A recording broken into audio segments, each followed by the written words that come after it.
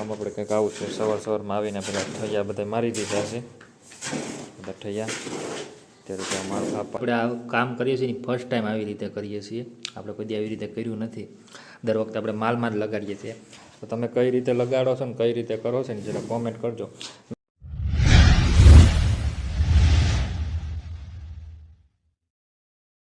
તો હર હર મહાદેવ. આજના નવા અને ફ્રેશ બ્લોગમાં તમારું સ્વાગત છે. આજે આપણે છે ને જે સાઈડ ઉપર આપણે કામ કરીએ છીએ ને ત્યાં આજે ફ્લોરિંગ લગાવવા માટે આપણે પહેલાં માલ પાથરવાનો છે, કારણ કે કેમિકલમાં લગાવવાનું છે. અને ટાઇલ્સ આવે છે 5x2.5ની. તો જો આજનું કામ આપણે કંઈક આવું છે. સવારમાં આવીને પહેલાં ઠૈયા બધા મારી દીધા છે, બધા ઠૈયા. અત્યારે તો માલ કાપવાનું ચાલુ છે. અને બસ આ રીતના બધે ઠૈયા મારી દીધા છે આપણે. અને આના લેવલ પહેલાં માચન કરવાનું છે. તો કેમિકલથી લગાવવાનું છે ને, એના લીધે આપણે અગાઉ માચન કરી દઈશું અને 3-4 દી અને સુકાવા દઈશું પાણી છાંટીને. તો એ 3-4 દી સુકાઈ જાય પછી આની ઉપર આપણે કેમિકલથી લાદી લાગશે. તો આ વખતે કેમિકલથી લાદી લગાવવાની છે. તો ચલો વી કન્ટિન્યુ બ્લોગમાં બન્યા રહેજો. આજે આપણે કામ કેટલું કરીએ અને કઈ રીતનું કરીએ એ તમે બ્લોગમાં વી કન્ટિન્યુ બન્યા રહેજો. અને ચેનલ ઉપર જો નવા આવ્યા હોય તો પ્લીઝ એક વખત ચેનલને સબસ્ક્રાઈબ કરવાનું ના ભૂલતા.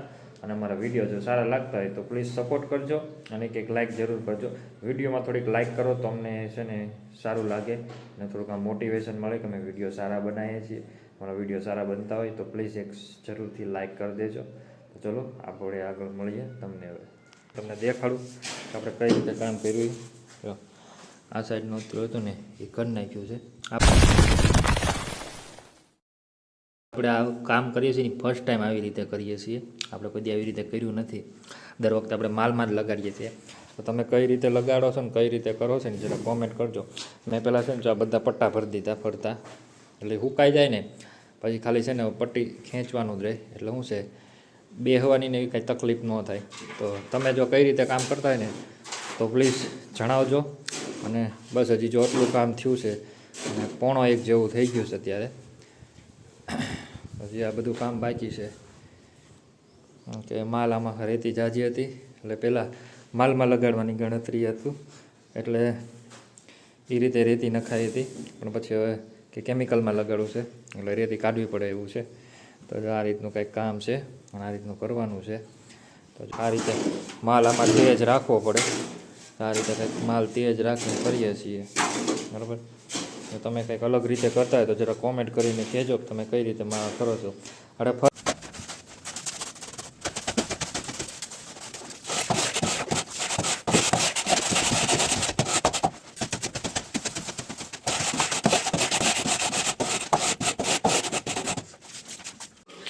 તો ચલો આજનું કામ પૂરું થઈ ગયું છે ને. આપણે જે બધું કરવાનું હતું એ કામ થઈ ગયું છે કમ્પ્લીટ. ઓલા રૂમમાં તમને જોયું કમ્પ્લીટ થઈ ગયું અને આ રૂમમાં આપણે કમ્પ્લીટ થઈ ગયું છે. તો આ રીતનું કંઈક કામ કર્યું છે. હવે આને 3-4 દી સુકાવા દઈશું. આ રૂમમાં બધું કમ્પ્લીટ થઈ ગયું છે. જો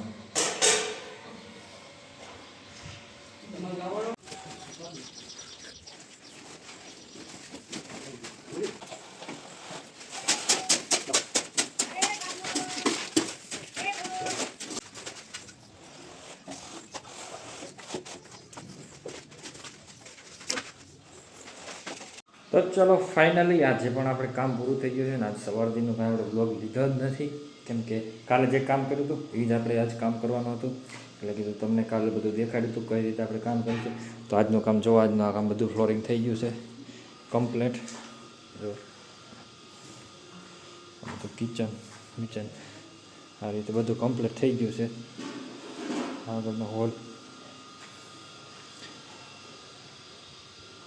તો ચલો મળીએ કાલે એક નવા જ બ્લોગમાં. અને નવું આપણે કાલે કયું કામ લેવાનું છે એ તમે બ્લોગમાં બી કન્ટિન્યુ બને રહેજો. તો ચલો અત્યારે આ બ્લોગને અહીંયા પૂરો કરીએ છીએ. તો તમને આપણે જે કામ કર્યું એ તમને કેવું લાગ્યું જરા કોમેન્ટ કરીને કહી દેજો.